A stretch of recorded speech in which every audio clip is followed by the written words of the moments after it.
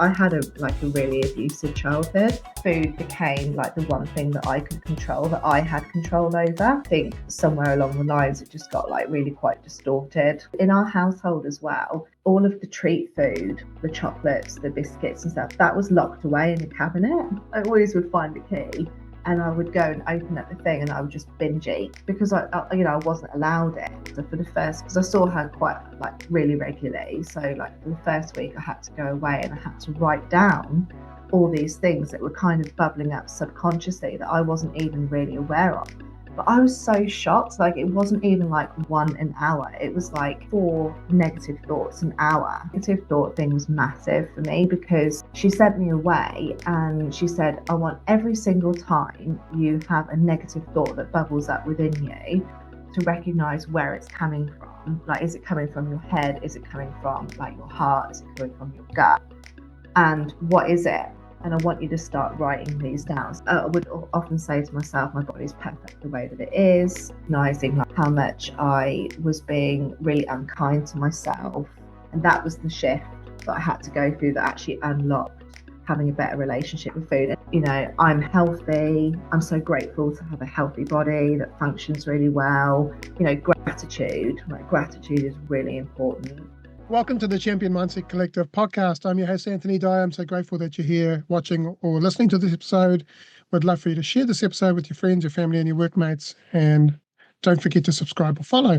Today's podcast is about a struggle with orthorexia, which is an eating disorder, and how Amanda overcame it with the power of positive thinking. Welcome. Today we're in this powerful and deeply personal conversation with Amanda Law, who is here to share her journey of overcoming orthorexia. It's an eating disorder that often goes unnoticed, but can have a significant impact on mental and physical well-being.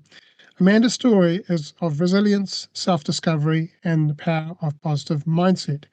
She battled anorexia as a teenager, only to later find herself trapped in orthorexia, a relentless obsession with eating clean and controlling every aspect of her diet.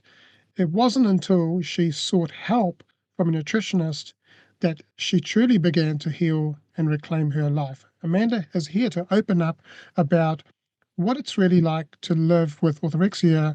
The moment she realized she needed to change her mindset shifts, that ultimately set her free. If you've struggled with food, control, or body image, this conversation's for you. Amanda, welcome to the Champion Mindset Collective podcast. Thank you. Happy to be here. Thanks for having me. Yes, so you're welcome. So tell us about orthorexia. I've never heard of it. I've heard of anorexia, but never orthorexia. Bulimia and Yeah. Tell us more about that. Yeah, so it's really around control. So it's kind of like a severe control around food. And that's really what it is. So for me, it manifested in I had kind of like I've always had an obsession around being thin, you know, from a very young age. Not really sure where it came from, but some people say it kind of stems back to childhood trauma and things like that, like having something that you can control, so that you decide, right, I'm not going to eat, or I'm going to purge all my food, or so yeah, really, I had that anorexia when I was younger, which I think we're going to go into in another question. But yeah, the orthorexia for me was really just showed up in my life and being like severe control over what I was eating, with like an obsession to like be losing weight, to be thin, to have like a particular body shape, and that kind of thing. So that's how it showed up for me. Tell us about your journey with anorexia. You mentioned that you never fully regained a healthy relationship with food. No. How did that eventually turn into orthorexia? Yeah, so I, from a young age, had like anorexia for quite a few years. Like as a teen, I remember kind of being over like my high school years. You know, things like just trying to like make an apple like last the whole day at school and stuff like that. I kept it under wraps. You know, I would eat a little bit of like food at meal times and stuff at home. So it wasn't really widely known in my family that I had it. And it wasn't really until, and I had like severe like body dysmorphia. Like I was tiny. I was only like a size like 8 to 10. But in my mind, I was like huge. And I remember it being kind of at its worst when I was at college, when I used to sort of walk into the college canteen and just in my head, like everyone was looking at me thinking, wow, she's so huge, you know. But when the reality was I was very slim and I was Mm. sporty as well. I did lots of sport and things like that. So it wasn't really until I sort of had like my first boyfriend, and he kind of really helped me with that to understand that, like, no, like you look great, like you're attractive, and all that kind of thing. So I kind of got it under control a little bit, but I never really had a healthy relationship with food until I kind of got over the orthorexia. So it really sort of, I guess the orthorexia was with me really post like anorexia, like really up until kind of like around like my late 30s. Um, and I always just had this thing about like, got to lose weight, got to be thin. I got quite big, or well, I mean, I'm probably about size 16 now, but, you know, like I became, got to a size sort of 16 in my 30s. Most women will understand this. It's pretty hard to keep the weight off, you know, but, you know, like, and just a lack of time to exercise and stuff. But like, I'd actually gotten to the point where I was like, right, I'm just going to fully embrace like having more curves, being more womanly. And I started buying dresses because high street dresses that like they're not made for like curvy women. So I started going to like Isla Marie and like City Chic and stuff like that to dress for clothes that were made for curvy women. I started to feel really good in my clothes. And then I thought, right, okay, again, the orthorexia kind of came back, and I was like, right, I'm gonna like control everything that I'm eating. And it got so bad that at a point where I had like a board up in my room that had like a list of rules, and it must have had about 12 different rules of like things I could and couldn't do. And every time I had a treat, so like a sausage roll or like a chocolate bar or something like that, I would write it on my calendar. I would not allow myself to have more than two treat foods a week. I was like obsessively like measuring myself with a tape every week to see, because I stopped weighing myself like about a decade ago because that was just too triggering. But I'd like obsessively measure myself, like where has it come off, like, and it was just a nightmare. It completely controlled me. Like food was no longer a joy. There was no longer any enjoyment from food. It was just military. It was just Mm. terrible. And then I got to the point where I actually couldn't lose weight anymore. And what I was doing wasn't working, even though I was exercising heaps and things.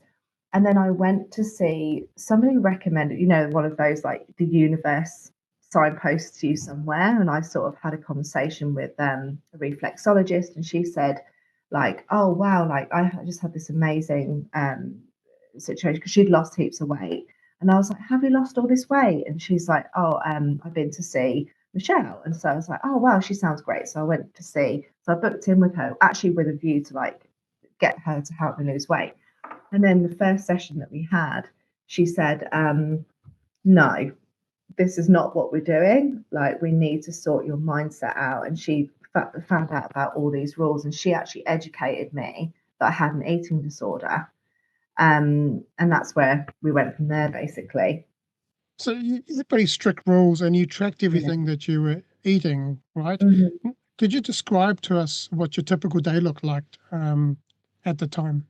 Like very sort of strict on like what I would be eating, and it was also like an obsession with it's got to be like really healthy as well. So I was trying to eat kind of like organic, or I might be going through a juicing phase or a fasting phase, depending on kind of like what obsession I had with the food at the time.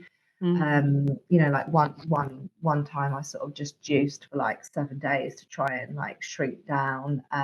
You know, so I'd have like little bursts of doing like little random things to try and lose weight. But a typical day would be like 3 square meals, with like 2 snacks, and then measuring any snacks that I had, like just making a note of them. And the list of rules that I had would be like to drink lots of water. I can't remember them all now. I think I've blocked them all out, but it would be things like yeah, just like all these healthy rules for me to follow. And Mm, had I had like a takeaway or something like that, or and all these different things that I'd have to follow. I can't remember them all now. I think I've blocked it all out because it was about. mm, I think it was probably when I was at the worst with the list. Um, was probably about 6 years ago now. So I've done a lot of work and I've blocked all of that out really. But like I mm. remember having a list of about 12 rules. Yeah. So when Mm. you went to that lady to get help and Mm. you asked for to be able to lose weight, and Yeah. she said, "No, we're not doing this." No. What was the initial response? I was And really uh, irritated. I was like, no, I'm coming to you to like, you're gonna help me lose weight. And she's like, look, we you will find your natural weight at the end of this, but we've got a lot of work to go through before you go there. And you need to accept yourself and love yourself the way that you are without this obsession on food. And we actually need to fix your relationship with food so that that becomes healthy. And then as a result of that, you will find your natural weight because you will no longer be using food. And I really liked how she used to say that. She used to say, like, how are you using food? Like, what are you using it for? So, if you're thinking, because I will often, and I still have to have control over this now, like go to food for everything. So if I'm down, I want to eat something nice. Like the only time, and the adverse thing happens, like if I go through a big period of stress, like I can't eat. I think that's quite common for everyone. But like food is like my comfort space. If I've had a bad day or like if I'm bored or whatever, it's like it's always food. So like Michelle taught me to um understand what was I using it for, what was I looking to get out of the food, and then try and find healthier ways to get that. So replacing that reaching out for food for something more healthy, like going for a walk or having a cup of tea or having a bath. Or so we went through lots of exercises to find out what brings me joy, what fills my cup, and do more of that, and so that I'm not going to food because it's like Michelle says, if you want a sausage roll, have a sausage roll. But if you have a sausage roll every day, you're going to be putting weight on. So she just really helped me look at food in different ways, so that I had became a healthy relationship with food, but also the big thing that we had to sort was me loving my body, and that was really where the positive energy had to go because that was really hard. That was the worst thing mm, about it all, really. mm, Actually yeah. recognizing like how much I was hating on my body, how much I was being really unkind to myself. And that was the shift that I had to go through that actually unlocked having a better relationship with food. And ironically, like well, not ironically, she was right. Like at the end of our journey together, um, I did find my natural weight, which is kind of like 14 to 16. Um, I just think my body's just such a miracle now for everything that it can do. Mm, I'm so grateful for it. And I can genuinely say, like, I don't hate my body. I do still always have to be really careful because, like, if I'm going through like things in my life, like sometimes I do go through periods where like I want to eat too much, that's like unhealthy. But I just have to try and keep that under control because I'm a classic, like you are what you eat. Like if I'm eating those cakes, then I'm huge, I just can't do it. yeah. So through that process of working with that lady, Mhm. sorry, I forgot her name. What was her Her name? name's Michelle. Michelle. Um, Mhm. and so working with Michelle, did did you discover at what point in time in your life did you, kind of like not love yourself as much or stop loving yourself? Oh, I think it was always just there. Like I think if anyone watched the podcast before, I think I touched on it, but I can't remember. I'm happy to kind of touch on it now. But I had a really abusive childhood. Mm, I think it came from that. I think it really is like it's like the way that Michelle explained it to me was that food became like the one thing that I could control, that I had control over. mm, So I think somewhere along the lines, it just got like really quite distorted. mm, Yeah. mm. mm, Yeah, it's the one thing I could take ownership of that, which is kind of a strange thing. But I think she's right. I think that was because I like when I look back, I really think right down to my youngest age, I had issues with food because in our household as well, all of the treat food, the chocolates, the biscuits and stuff, that was locked away in a cabinet in our house growing up. And I was only like had to go, and I can remember being really young and like going and finding the key.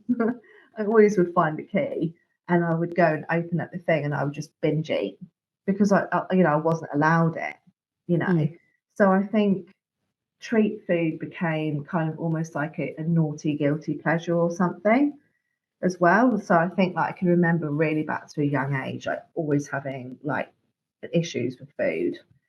mm, mm, Yeah, but it only mm, became apparent when like I really hit my 20s and like your hormones change and I started to like put on weight. 'Cause up until then I was like super skinny, even though I thought that I was huge, but then I did actually start to put on weight in my 20s.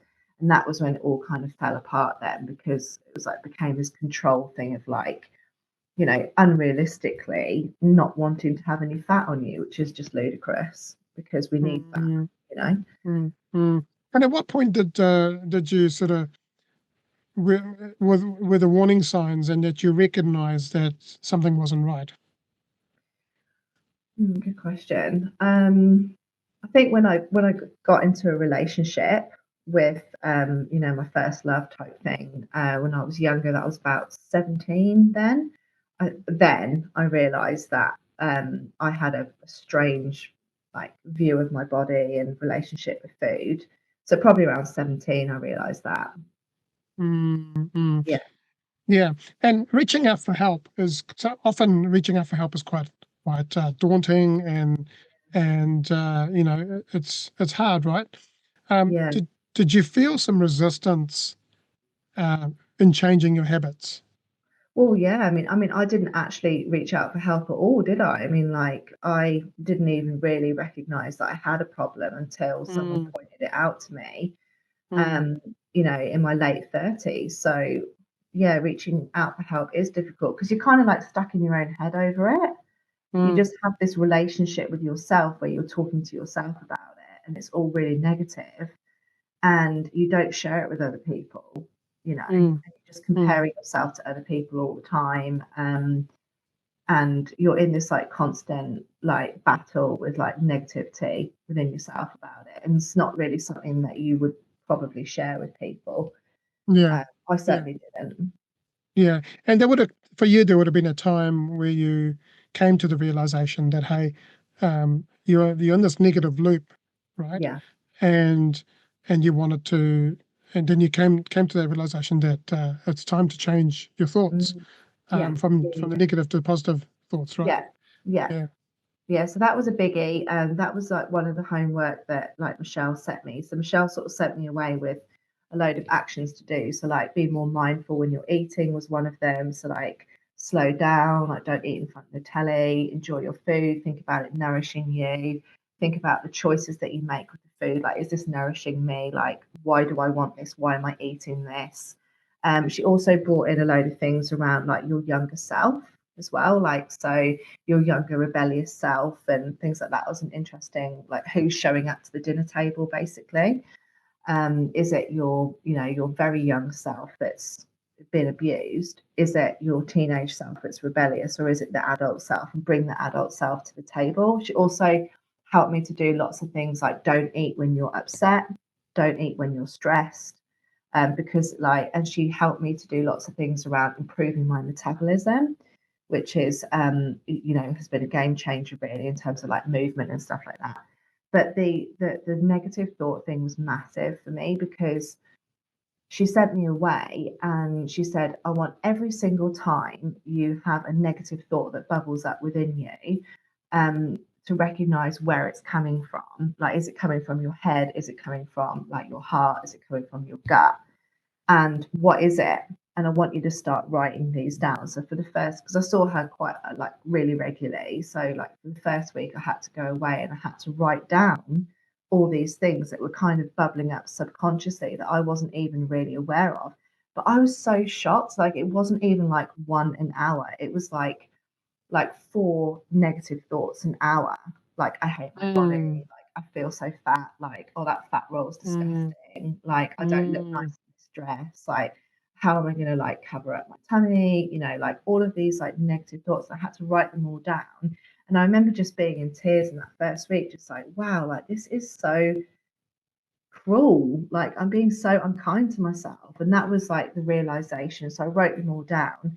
And then the next session I went back and I shared them all with Michelle and we worked through them all, like where they were coming from and stuff. And then each time something would bubble up within me, what I would do was, it sounds a bit strange, but I would think about transferring that energy into something positive. So say like something would bubble up within me. So like, I hate my body, I look gross, something like that. I would say, I would use that energy and almost pull it out of myself, like put it over there and be like, and replace it with like a positive thought, like, no, I look great. No, I'm a beautiful, curvy woman. I have a great, healthy body. My body's miraculous in what it does.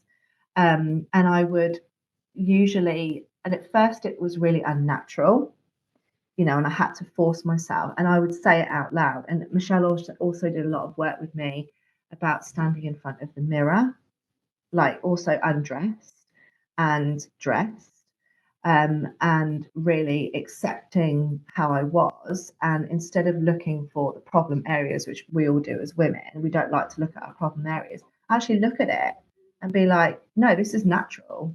This is completely normal. And everyone has a different shape. So in those earlier times, there was a lot of that. There was a lot of retraining my relationship that I had with myself and mm, my body. mm, And it did take quite a while, but eventually, the negative thoughts start to slow down and you become really mindful of them and you start to replace them with like positive affirmations about yourself.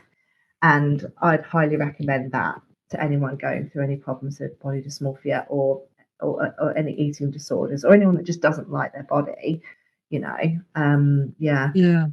Yeah, the power of reframing a thought Mm, is huge.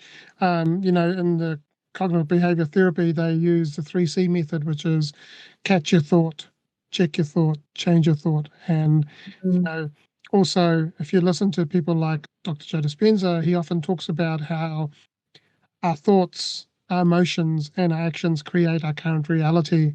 mhm, And so if we're always thinking that this is who we are, mm, then then we're going to feel that emotion, mm, and that's the reality we're going to create, because the yeah, action we're going to take is going to be coming from a negative place rather than a positive place. yeah, And as you mentioned before, our bodies are amazing, like what yeah, our bodies actually do, right? yeah. and and really, when we think about it, we abuse our bodies so much, you know Mm, yeah, we do. and if we actually, as the saying is, our body is a temple, if we actually treated our body as a temple, like if Mm, we were walking into the house of God or a temple or something like that, mm, we would be respectful. mm, But often with our bodies we're not. mm. And and it's amazing how, like, the way we treat ourselves as to how we treat other things or people. And Yeah, yeah, absolutely. and it comes down to taking responsibility, right? Yeah, Yeah, and respect and kindness for your body as well. Yeah. yeah, yeah. Were there any aha moments for you during that journey? Oh, lots. There were lots. I think that was a big aha moment, was just becoming aware of the negative thoughts and Mm, how like that's actually being unkind. And I think like Michelle used to say, if you had a child, would you speak to your child like that? Would you say all mm, those sorts of things? And that really helped me to sort of think that, like, about how I spoke to myself. That was probably the mm, biggest aha moment for me. And then mm, as I kind of went through the journey, it was really interesting how sort of detaching myself from the negative habits that I'd had.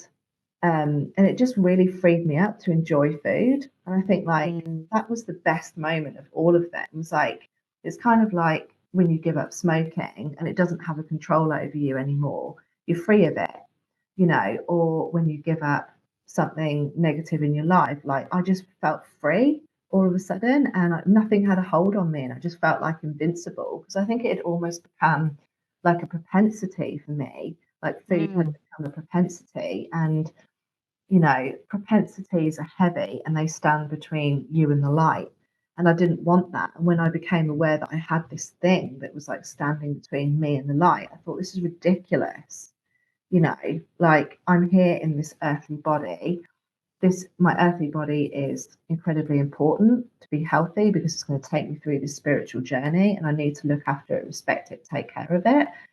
But I don't need to obsess about it.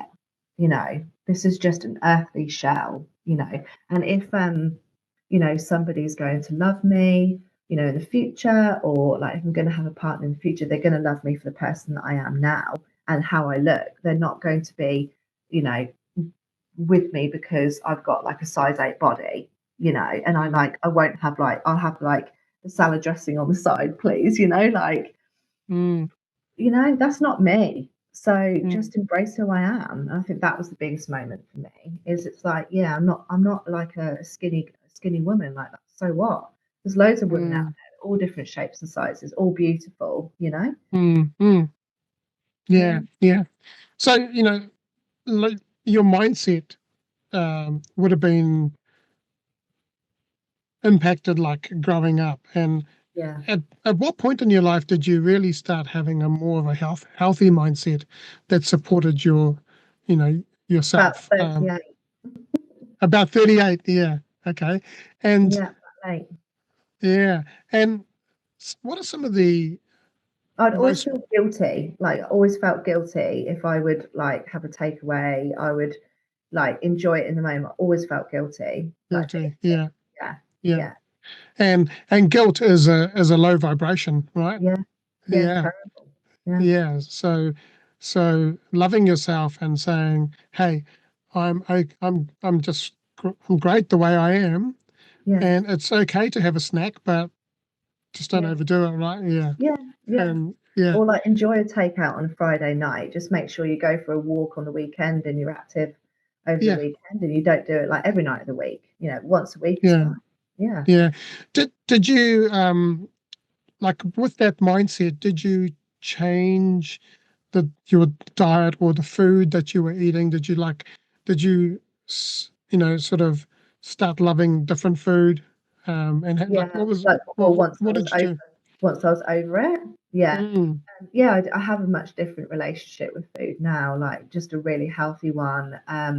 I think about why I want something, like if I'm craving cake or something really bad, I think, you know, what's going on? So I like check in with my thoughts, because it's kind of like when I start like wanting something like really like yummy, it's normally because there's something a little bit amiss within me.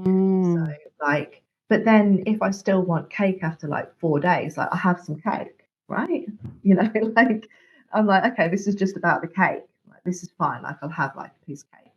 And then but I have a much more balanced um yeah. I like mean, if you're having cake every day, then that's going to be a pattern that you're going to yeah, start to go, well, what's going on here, right? yeah, yeah, But if you're having cake once in a while, that's yeah, okay. yeah, it's fine. Yeah, Yeah, but I have yeah, like a really like healthy relationship with food now. I have like 3 square meals a day.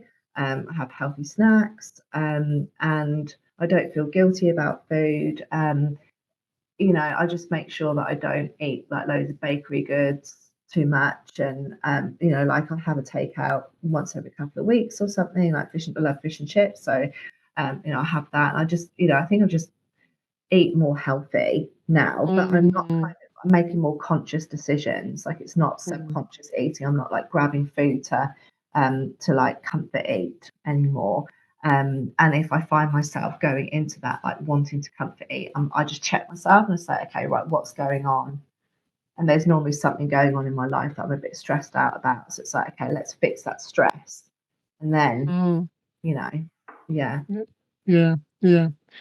And so people who are listening to this, so they might be going, well, how do I even start with affirmations, and how do I Mm, create affirmations to support me? Um, what are some of your most powerful affirmations mm. or mindset shifts that have helped you transform your relationship with food? I love my body.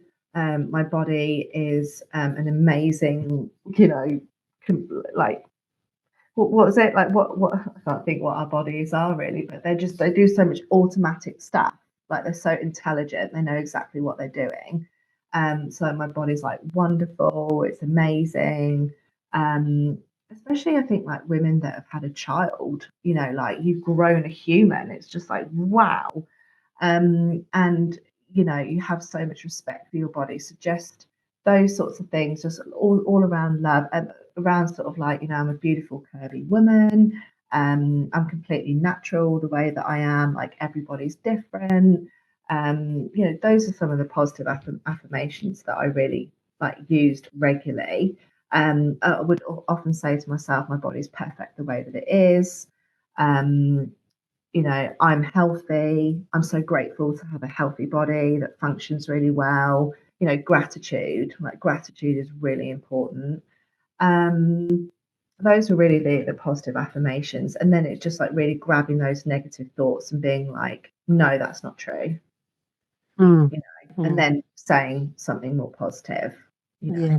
Yeah. And when you have those negative thoughts come up, like, have they been generally something or specifically something that's gone back to your childhood, or, you know, has it been something that's been coming up more like regularly? Well, I luckily don't have the negative thoughts anymore. Since I went through the exercise of retraining myself, they Mm, just don't bubble up. They're just not there anymore. I just killed them off. mm, mm. Um, yes, I would probably like to be slimmer than I am, but it doesn't dominate me or control me anymore, and I don't obsess over it. Like what I do is I just do what I can that's in my remit of control. So I try to exercise, try to walk, try to make positive choices. Um, I just try and keep that and be mindful around like eating, like Michelle said, like don't eat when you're stressed, don't eat when you're upset, things like that. Like calm down because we need oxygen to digest our food. So Mm. taking a breath between each mouthful helps the metabolism while you're eating, slowing down, chewing really well. That all helps the brain to understand like we're eating, like so it's just like slowing everything down. I think I was always in a rush before. Rush, and so just slowing my life down has really helped, I think. Yeah, I was reading the Power of Now, and there, Eckhart Tolle talks about how being present with even when you're eating, and tasting every Yeah, bite, and feeling the sensation in your mouth, yeah, and and that's where you become present, and yeah. it's that stops you from going into the future fear, which is anxiety, and and so one of the It's like things the for me. French, like yeah, the French they don't eat on the go.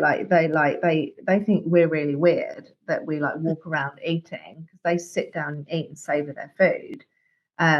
So that's what we should do.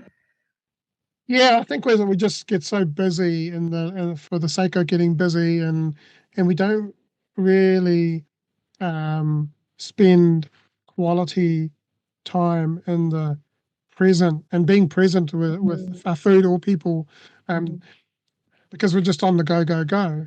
Yeah, And sometimes I feel like what we really what would benefit us is to slow down and just go with the go live with flow in our lives, right? And rather than absolutely. Yeah, going against it. So we're constantly trying to, you know, go, do things and force things when we can just let it mm, flow and yeah, just be, right?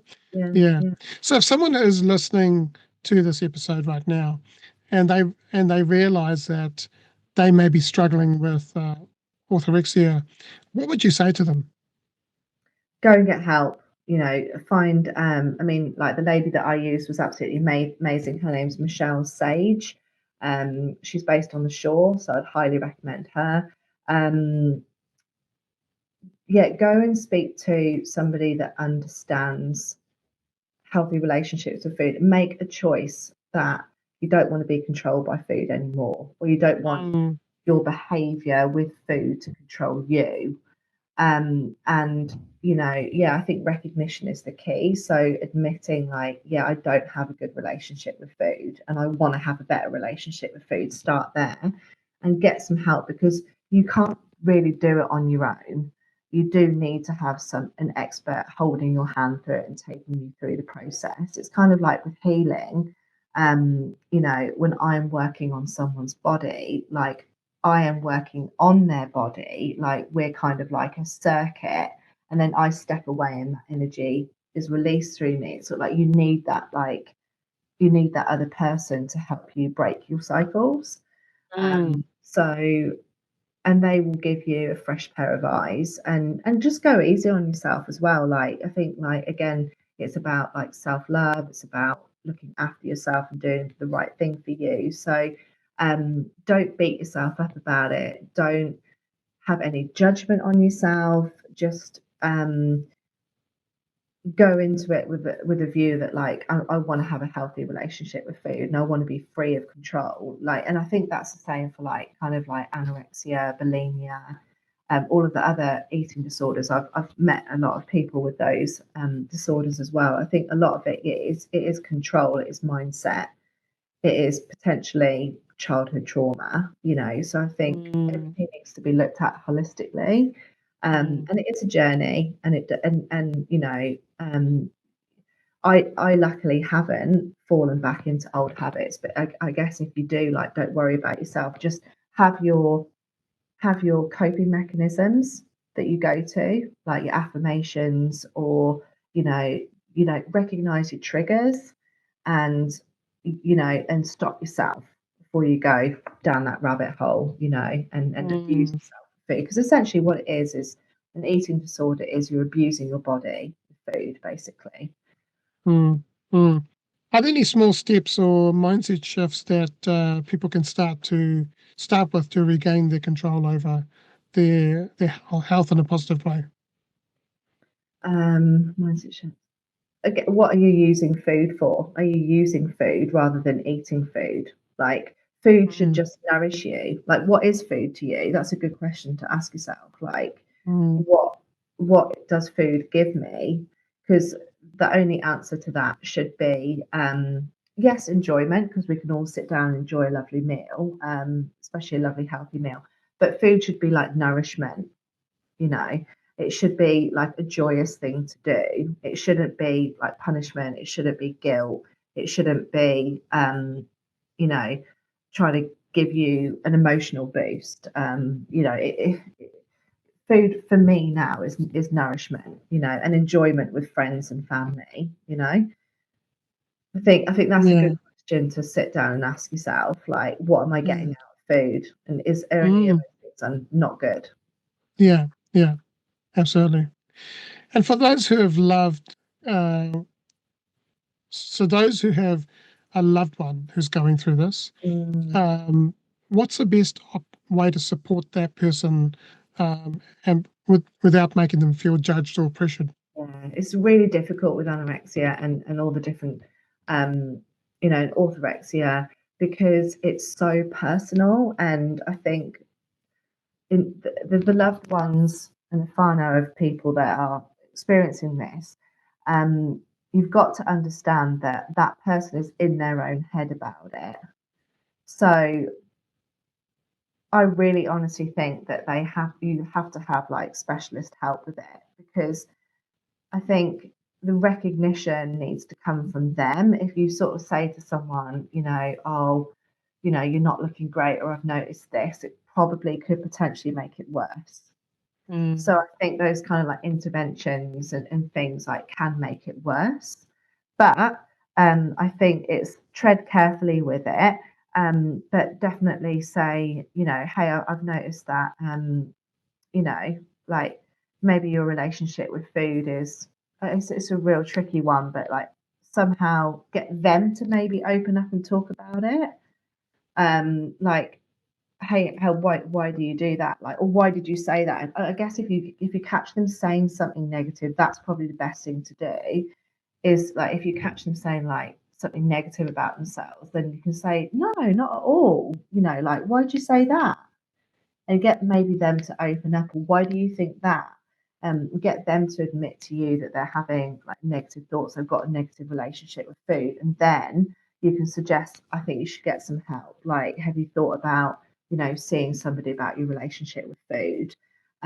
That's probably the best way to go around it. Because I think if you say like, hey, like you're looking really thin, or you're not looking well, or I've noticed that you're binge eating, or I've noticed that, like that probably adds to the problem.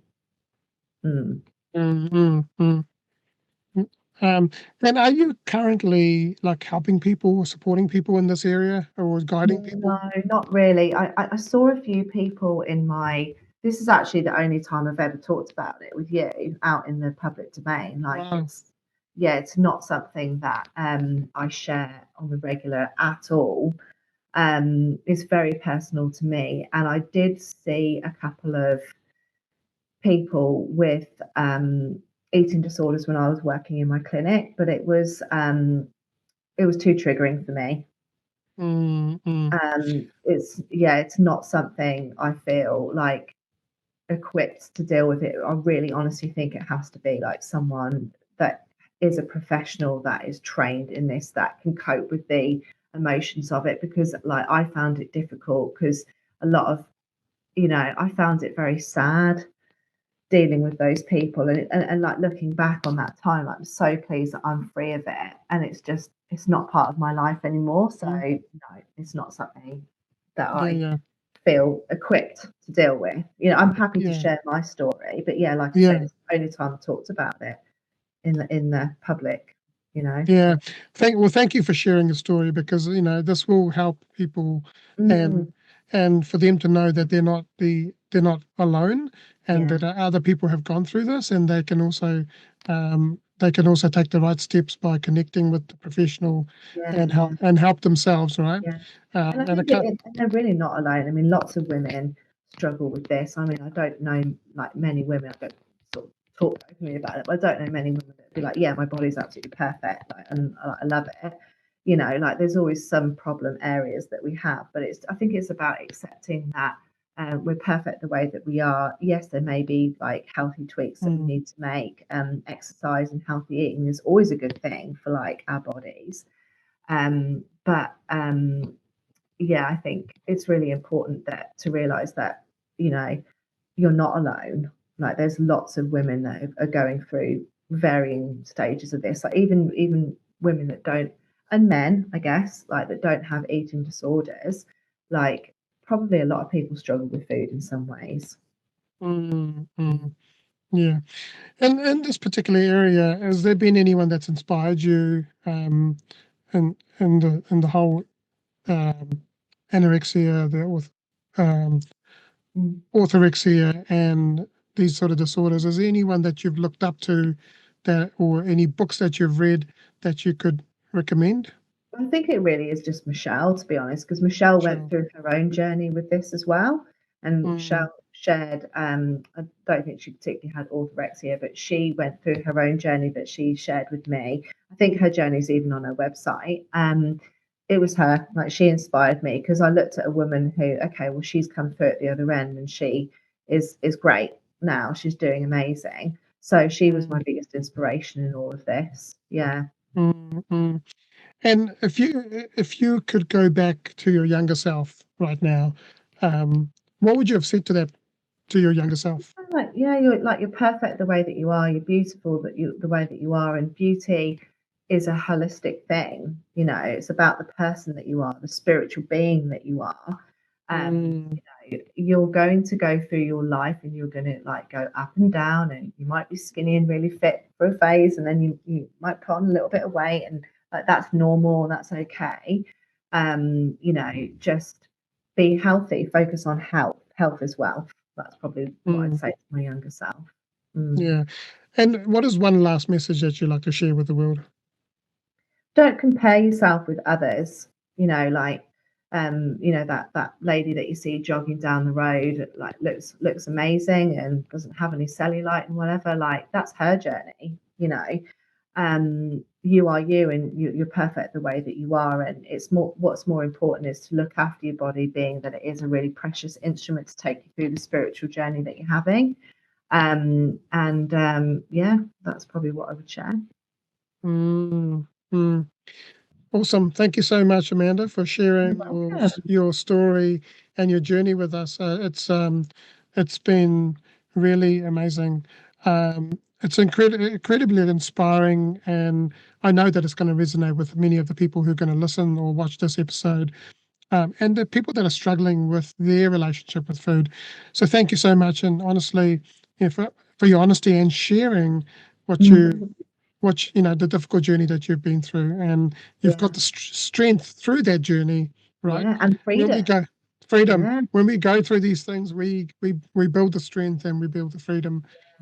So for those who are listening, if Amanda's story has resonated with you, please know that you're not alone, and there is support out there, and healing is possible. So reach out to Michelle Sage, and Yeah. Yeah. I will find her details and add that Yeah. We'll show um, them. to the show notes as well. So, and if someone really wanted to just come and have a chat with you, is that okay? Yeah. Yeah. Yeah. Yeah. You can just Yeah, find me on LinkedIn. on Yeah. LinkedIn. Yeah. Just send Yeah, me a message. cool. So thank you so much for your time, and I really appreciate it. And what you've shared is amazing. And thank you all for listening to this episode. And please remember to share this episode with someone who may benefit from what Amanda has shared. And please subscribe and follow this podcast so that you don't miss future episodes and we can get it out to the wider world. Your support and subscribing and following helps us grow this podcast and to be able to bring more episodes that are going to help you on your journey. So until next time, just know that you are loved, know that you are worthy, champion your life, champion your greatness, and stay strong, stay mindful. Remember that your mindset is the greatest tool for change. Have an amazing day.